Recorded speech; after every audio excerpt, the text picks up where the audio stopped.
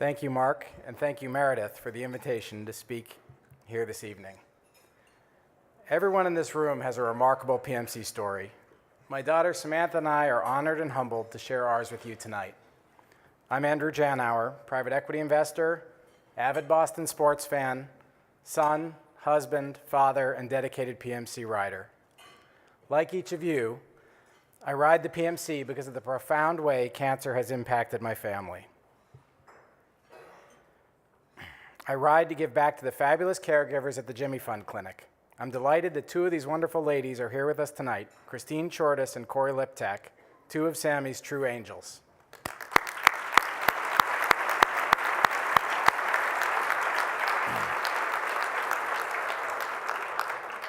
Along with Dr. Kieran, you helped ensure she came through 4 years of brutal treatments, not just physically, but emotionally and psychologically intact. Thank you so much.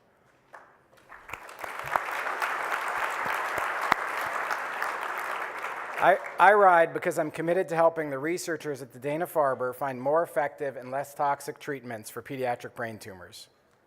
I ride to be a part of a special community, this community, of committed people working together to cure cancer and thereby make the world a better place. To my daughters, Mickey, Sammy, and Allie, you're my circle of roses. I ride for you. I remember the day Samantha was diagnosed in March 2004. Mickey was 6, Sammy had just turned 3, and Allie was 6 weeks old. Cindy and I were happily married and productively engaged in our professional lives and in our community. Our family felt complete, and what we lacked in sleep, we made up for in joy. When the radiologist told us what she'd seen on the MRI, it was like a punch in the gut. What did this mean? Why her? I called my parents while slumped on the cold hospital floor after first hearing the news. Mom, Dad, we've got a problem. Please come. They literally walked out their door in Florida and caught the next flight to Boston without so much as a change of clothes or even a toothbrush. I remember. Through the fog of those early days, the look on Sammy's face when she woke up in the ICU after neurosurgery. She was intubated and couldn't speak or even move. Her eyes welled up in tears, and I felt I had violated a sacred pact between a parent and a child. It was my job to keep you safe. I failed you. I resolved to make it up to you. As we learned more about her diagnosis, I heard how Sammy was among the lucky ones. Her prognosis was actually quite good as far as brain tumors go, but I was haunted by the sight of the other Jimmy Fund patients we met in those early days. Many don't make it, and the survivors often have issues which impair their ability to lead healthy, independent lives as adults. I remember expecting the cavalry to arrive in the form of doctors offering a cure. What we found was that treating brain tumors is as much art as it is science. Worse, progress in developing treatments was illusory. With very few cases per year, a dearth of high-quality tissue samples to study, and virtually no reliable animal models or cell lines on which to experiment, researchers were emphatically unenthusiastic about studying the disease. With a small market and low odds of success, pharmaceutical companies were extremely reluctant to allow promising new compounds to be tested in children. Pediatric brain tumors were truly an orphan disease. I remember sitting by Sammy's hospital bed one night when a senior clinician stopped by, not Dr. Kieran, while making evening rounds. I had a lot of questions, and he was kind and patient with me. I understand that it takes years to develop a new drug, but since Sammy's tumor type typically grows slowly, isn't there something we could do now that could potentially help her? He told me not to bother. He told me to go home and take care of my family as best I could. The following spring, we went on our first brain tumor bike ride. 10 chilly miles in the wind and rain, with Mickey on the tag-along bike and Sammy and Allie in a trailer. We met parents riding for those who had passed away, and others riding for those who were still fighting the good fight. We needed to be a part of this. We needed to do something, no matter what that other doctor had said. I remember traveling around the country with two kindred souls, John Ragnoni, father of TJ, and Ken Gainey, father of Jake. We were on this journey together, members of a club no one should ever have to belong to. We went in search of hope for a better future for our kids. We went to the leading childhood cancer organizations and asked why they didn't fund brain tumor research. Because they didn't get enough qualified proposals, they said. We went to the leading pediatric cancer institutions and asked why they didn't apply for more brain tumor grants. Because they never get funded, they said. It's a classic doom loop. We asked several of them to tell us what they would do with a $1 million grant to help find a cure. Never mind that we didn't have $1 million. If entrepreneurialism can be defined as the pursuit of opportunity without regard to resources currently controlled, we were cancer research entrepreneurs. We received a number of impressive proposals, but only the Dana-Farber had the vision and the foresight to propose a comprehensive approach. Only Mark Kieran had the fortitude to recruit senior scientists like Chuck Stiles and the foresight to turn what could have been a discrete project into a multidisciplinary program, drawing on cutting-edge technologies from across the Dana-Farber, the Broad Institute, and beyond.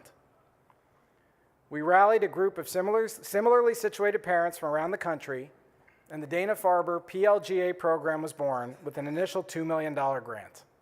We were on our way. I remember every member of our family struggling through the dark years, each in our own way. My personal lowlight was the night Cindy and I were desperately trying to get Sammy to take her meds, and I decided in a moment of temporary insanity that I would simply hold her down until she swallowed them. Despite my best intentions, she was distinctly unhappy about this idea and let me know by kicking, screaming, squirming, and ultimately peeing all over me before spitting out the meds in protest. And for the avoidance of doubt, it's true, I got my ass kicked by a little girl less than a quarter of my weight. Be advised, she is a lot tougher than she looks. We all ended up on the floor crying. It was horrible. I remember the day Barbara Epstein appeared in my kitchen and first told me about the PMC, about what it meant to her, and how critical the money raised by the PMC was to the Dana-Farber. She appointed herself captain of Team Samantha and introduced me to her biking buddies, many of whom are here tonight. She, along with her husband Michael, Adam Sutton, the Burns family, the Bikers Dozen, so many others, welcomed me into the PMC family, supported our quest for a cure, and gave us hope. I remember my first PMC, getting choked up as I rode past a mom with a photo on her jersey of a daughter lost to the disease. "Sally, I miss you," the sign on her back said. Seeing that guy with the cowbell, you know the one on the top of the Bourne Bridge at sunrise. His encouragement helped me power through the pain that day. Spotting a teenager at Nickerson State Park handing out orange slices, wearing a sign, living proof, I'm here because of you. Hoping, praying that Sammy would end up like him and not like Sally. I remember how hard it was at first to accept help. Friends offered to drive carpool, run an errand, cook a meal. It felt awkward to admit that we needed help or to accept acts of kindness with our dignity intact. The PMC helped me learn to accept help. I learned when people ask what can they do, to ask them to contribute to Team Samantha, to come ride the PMC with me, to write just a few more fundraising letters. I became an evangelist for the PMC, for the Dana-Farber, for raising money for research into childhood cancers and into orphan diseases. I remember how hard it was, how hopeless it felt when I was first told that my daughter had a disease with no known cure. The fear, uncertainty, and doubt of what the future would bring. But as I stand here tonight, here with you, here on this stage, here next to a vivacious, healthy 16-year-old Samantha, I'm full of hope for a better tomorrow for all kids with cancer.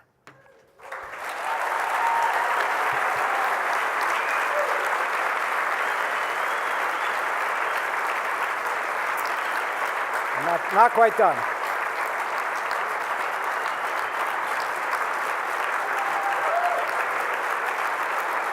Thank you. Not quite done. One more, please.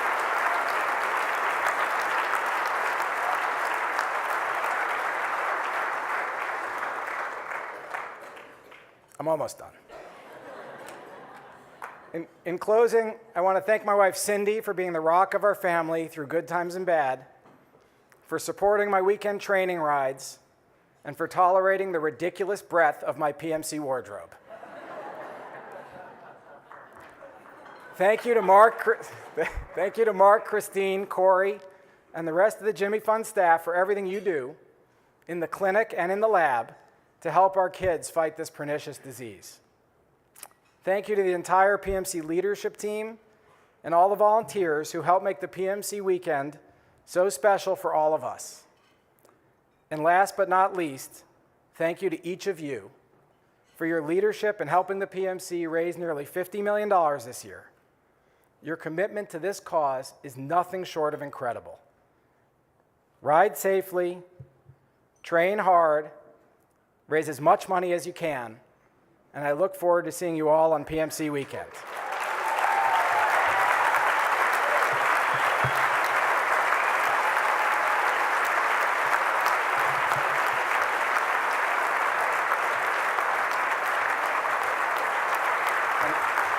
With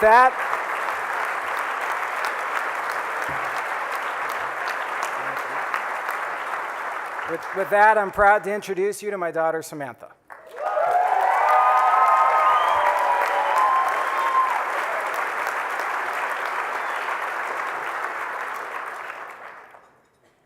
Hi, my name is Samantha Janower. I'm a 10th grade student at the Noble and Greeno School, an actress, musician, skier, coxswain, sister, daughter, and brain tumor survivor. Having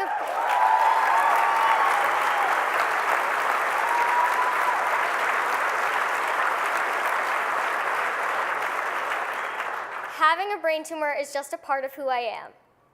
13 years ago, just after my 3rd birthday, our nanny noticed that I had stopped using my right arm.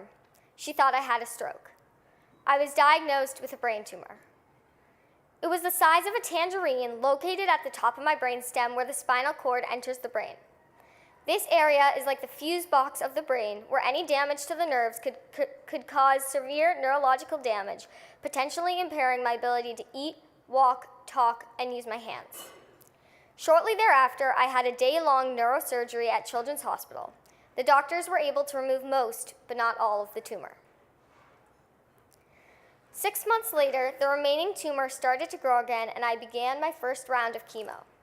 The doctors told my parents that the frontline treatment for this disease wasn't particularly effective, but it was the best they had and would hopefully allow me to avoid radiation, which often has devastating and permanent side effects when administered to children. I had 15 months of injections through a port in my chest. I don't honestly remember very much about my weekly visits to the clinic in those days, other than being sad about missing out on the fun at preschool for my many medical appointments. Christine, Corey, and the rest of the staff of the Jimmy Fund Clinic became my friends, and going there just became a part of my routine. My mom says I used to ask her what it was like when she had chemo as a kid. Didn't everyone have to go through this? That chemo worked for a while until it didn't. The tumor started growing again right as I was starting kindergarten at the Rashi school. I remember having nap time after lunch and being the only kid who actually fell asleep. My teacher, Mrs. Miller, didn't have the heart to roust me, and I often woke up at the end of the day. I also remember being pulled out of class by Winnie, the learning specialist, to relearn how to hold a pencil, tie my shoes, and to work on other small motor skills I had lost due to the tumor and the treatments. My second round of chemo was oral. This is a big benefit for adults who can take their meds at home instead of going into the clinic. But for a kid who had a hard time taking the pills, it was pure torture. My parents used to hide the pills and pudding, but I would always spit it out. To this day, I cannot eat pudding. Thanks, guys. Along with my chemo pills, I also used to have to take a gross yellow liquid medicine from a syringe to keep me from getting pneumonia. I spit that out too, but this one stained everything, including my favorite pink Tinkerbell nightgown. After some negotiation, my parents agreed to put 25 cents into a jar every time I took my meds so I could save up to buy something special when I finished my chemo. They clearly didn't know what they were getting themselves into. Imagine their surprise when I announced that rather than raiding Toys R Us, we were going to get a dog.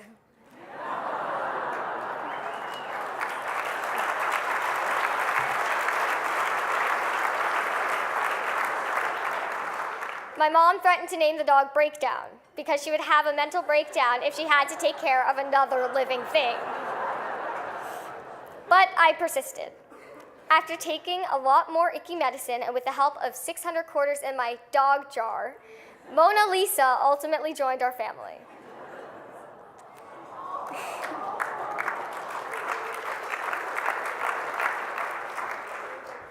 One of my most potent memories from those years was going to day camp the summer after kindergarten.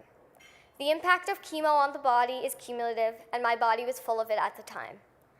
I couldn't keep up with the other kids and spent most of the summer inside at the nurse's office instead of out by the pool, sleeping on a cot instead of playing tag, and feeling nauseous instead of being joyous and energetic like all the other kids. I told my parents I never wanted to go back to that camp, not knowing that the reason I had a bad summer was because of the physical state I was in, not because of a problem with the camp itself. In hindsight, I'm sure being in treatment for so many years affected me in many other ways that I'm not even aware of. I feel very fortunate to be a survivor of childhood cancer and so grateful to the amazing staff at the Dana-Farber who took such great care of me when I needed it most and continue to look after me today. I resolved at a young age to do what I could to help other similarly situated kids. Over the years, I have raised money for brain tumor research by running a lemonade stand at the Boston Marathon, participating in our family's annual Team Samantha fundraiser, volunteering at Camp Sunshine during Pediatric Brain Tumor Week, and being a PMC pedal partner. While I am in good health today overall, I have never been particularly athletic. I have significant weakness in the right side of my body as a result of the tumor and years of chemotherapy. Watching my dad train for the PMC every year, it seemed impossible that I could ever be a PMC rider myself. Then my dad got really sick. He almost died and had to have emergency surgery. It wasn't clear that he was ever going to be able to get back to the point where he could eat again, no less exercise. Seeing him in such vulnerable condition helped me to understand how hopeless my parents must have felt during my treatment. That was the moment that I decided that if he recovered, I was going to ride the PMC with him. When I turned 15 last year, we set about training together on a tandem he borrowed from a former PMCer. My dad showed me all of his favorite routes, many of which involved stops for ice cream at local farm stands. I even caught him dancing once or twice as I blasted Meghan Trainor while we rode. Finally, the big weekend arrived last August. I was nervous but inspired by all of the spectators cheering along the route. As a stoker on one of the few tandems with a sign on my back saying I'm a survivor, we drew a fair bit of attention. Many of you encouraged me along the way and inspired me with stories of your reasons for riding the PMC. Truth be told, despite all of our training, I was pretty beat by the time we got to the Lakeville water stop. My hands were numb and I wasn't sure I could finish the full 85 miles to Bourne.